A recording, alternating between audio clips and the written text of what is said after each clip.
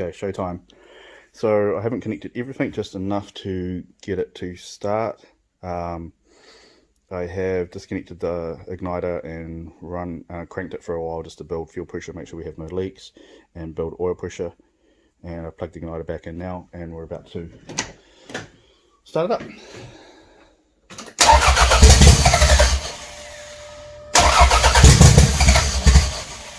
Oh, nearly.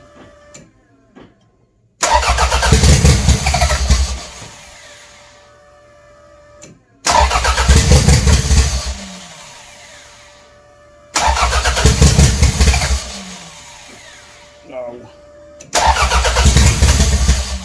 This is awkward as well because I don't have a throttle cable, so I can't give it a rev. I need another set of hands.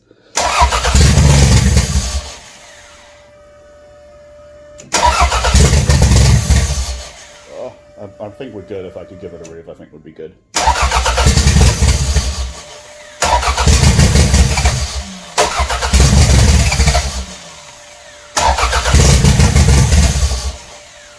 Probably got a vacuum leak somewhere, to be fair. Yeah, trying to figure out all these lines and stuff, but I think that's probably what the problem is. I'll tell you what I'll do. I'll just jam something in the throttle body there a little bit, just to hold it a little bit open. Let me try this.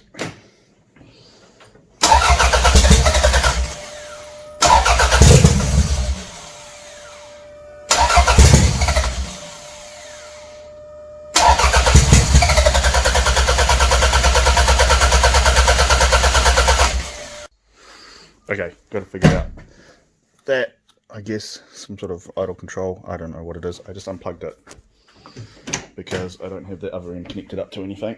And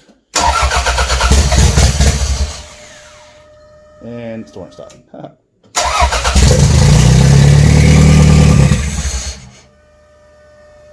Better anyway, eh?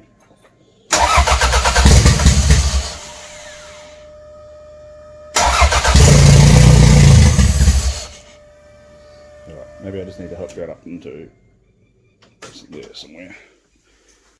Okay, yeah, I found a few big vacuum ones that are fully open, so let's do something with those. Alright, connected those lines up. Plug this guy back in too, and give it a vacuum feed. So, let's see. If this doesn't work, I'll unplug it again. But it should be better.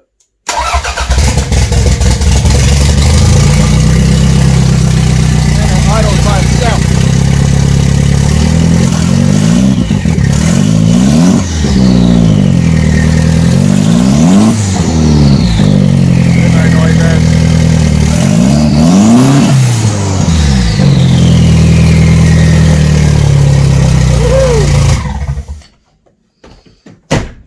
I guess I need to put it back together properly.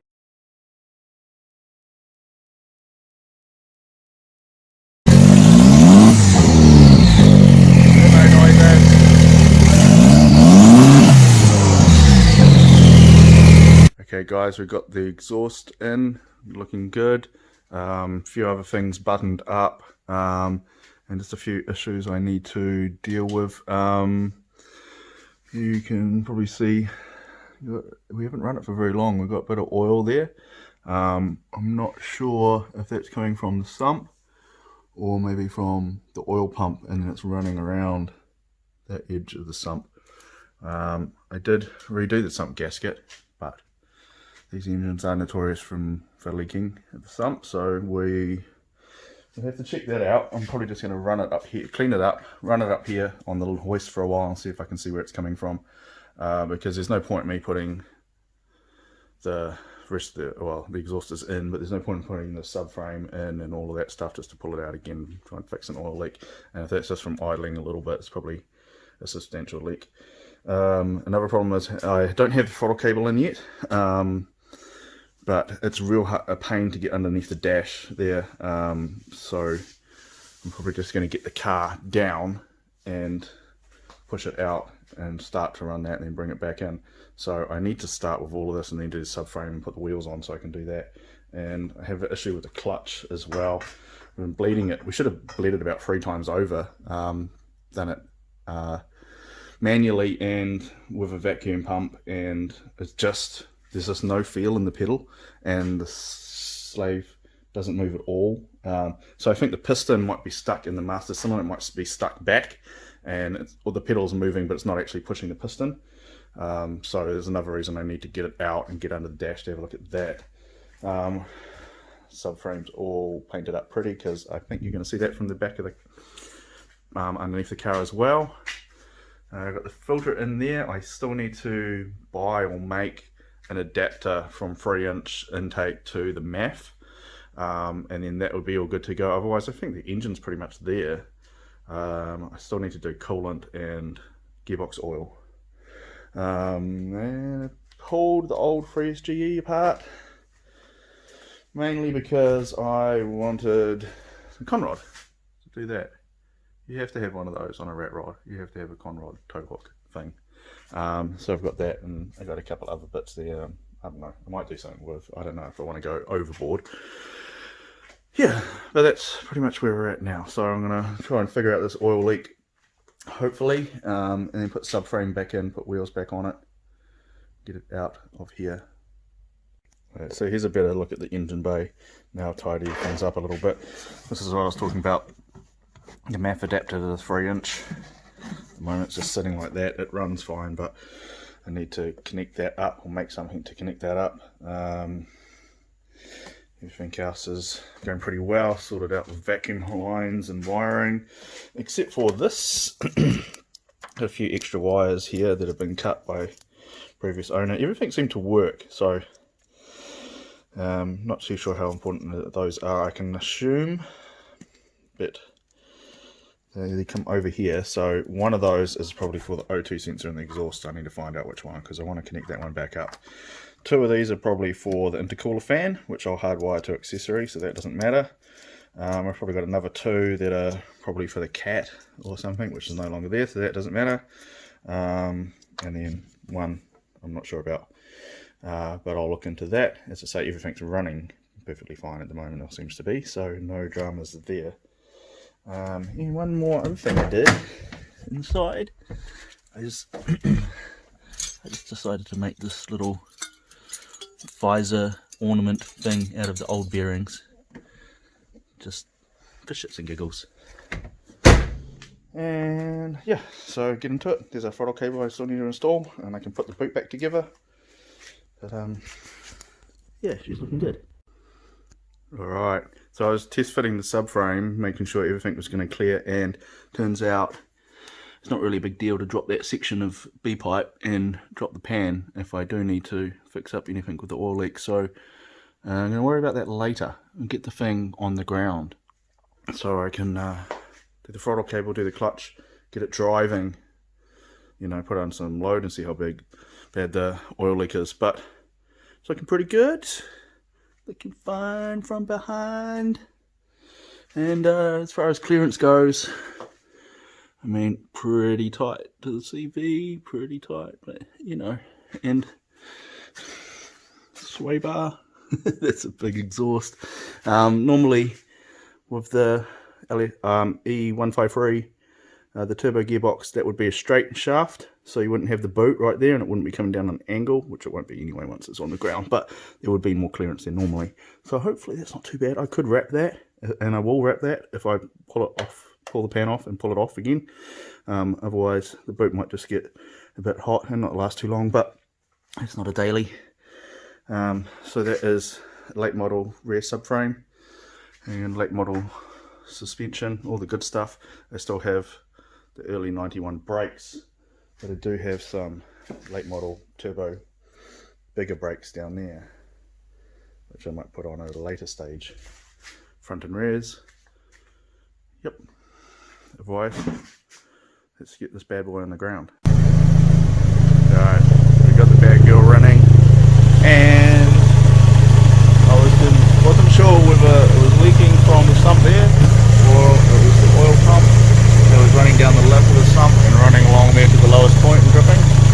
So it turns out it's leaking from there, in the sump, and from there, the oil pump. I've actually managed to tighten the bolts up a little bit. I think that's helped, but we are still idling, only idling, not making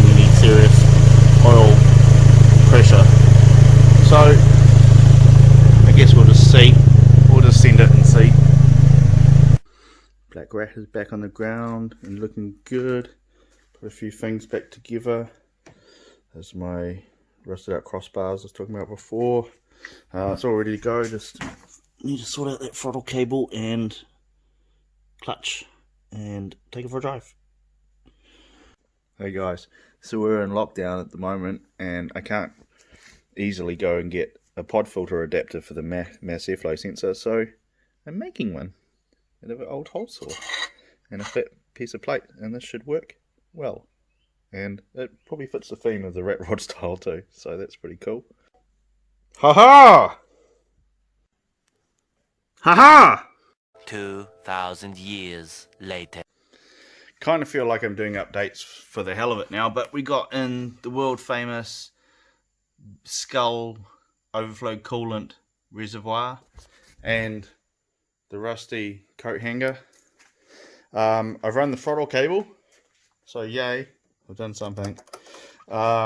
Still figuring out the clutch. I've changed the master cylinder, but don't seem to be getting anywhere. But anyway, that's another story. We'll see. I'm still not too sure. Let's see if it starts again. Oh, I guess not. The window wipers work.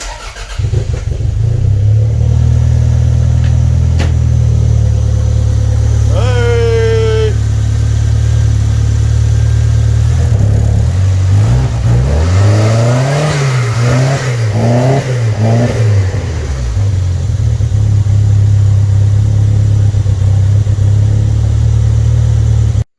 So the problem when I start hanging out in my workshop by myself, drinking a few beers, I've got no one to help me bleed the clutch and get the car going. I start doing weird things like this. Wait for it.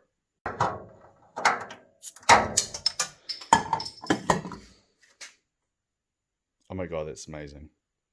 I didn't show you guys the best RatRod MR2 car mod ever.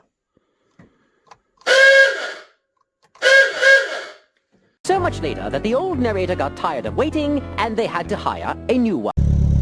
Finally sorted the clutch issue. So I replaced the master and the slave. Turns out it was the slave, but of course I did that last. We're just about to go for a drive, boys. Topped off the radiator water. Just water at the moment because I'm going to flush it and then before I put coolant in. And yeah, let's go. Alright guys, I'll see if I can do a little pull for you while I'm holding the phone. It's a bit dodgy.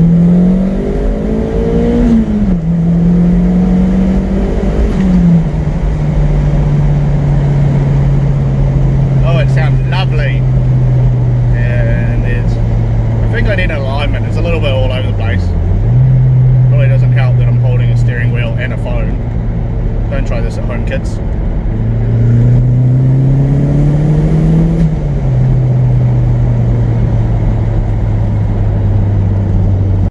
Well, there you go, guys.